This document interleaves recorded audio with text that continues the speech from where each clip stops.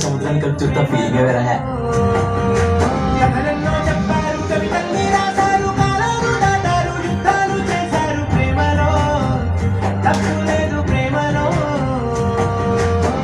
టీవీలో మురారి సినిమాలో పెళ్లి పాటు చేశాను అది చూస్తున్నాను చెప్పు నేను మా పెళ్లి గురించి ఆలోచిస్తున్నాను